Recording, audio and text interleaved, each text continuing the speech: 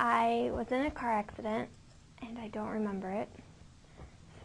And I went through the windshield. We were on a gravel road, and he lost control.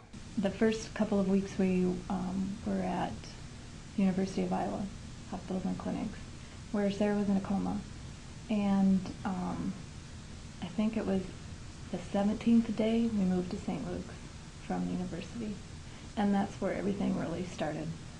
We hit the ground running and haven't looked back, actually. Every day she made strides. So it was a long journey, one I wish we didn't have to go through, but we did, and with the help of a lot of family and friends, and of course everybody at St. Luke's and the university, we're where we're at today. When we got here, she couldn't speak. She just started saying very few words, but it was such a whisper you couldn't hear. It was really, and you didn't really understand it. She couldn't walk. She couldn't eat. Her head hung down low. She had an eye that was closed. She had an arm that was all messed up. She was in bad shape, and each day, like I said, everybody here helped her and was on a rigorous schedule, every half hour doing something new, and she started coming around. The actual physical therapies would start at 9:30, and they're in half hour increments. And you'd start with speech therapy, occupational therapy, and physical therapy, and they'd do all kinds of things with her, and every person that was on the floor had a different type of schedule. We'd have a small lunch break, and then they'd start it all over again until 3:30.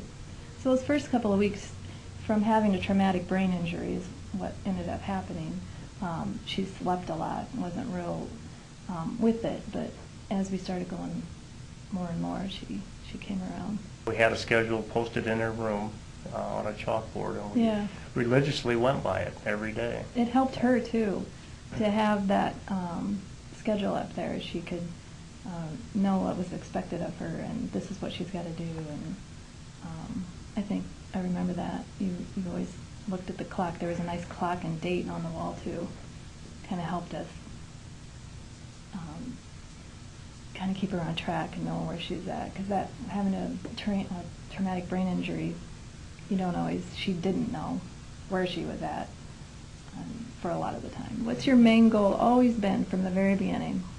To get back to school. Back to college. That's what our goal has always been, and we told every doctor that we ran across, her main goal is to go back to college, and that's where we're heading. And to drive. I miss driving. Yeah. It was weird at first just because I hadn't driven for so long, but it's fine now. So Angie, our occupational therapist, knew that was Sarah's goal from the very beginning, to get back to school. So she helped you, Sarah, so much getting her ready, because we thought her plan was to try a Kirkwood class, just one class, right?